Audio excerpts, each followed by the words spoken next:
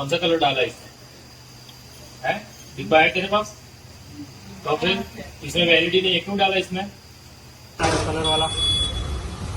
है ये जो है कहाँ से आया कलर? स्टार राइस कहाँ से है? उड़ क्या है? इसको ऐसे कर, ये सब क्या है? चल देख दे और दुकान बंद कर, चल मैं आ रही हूँ.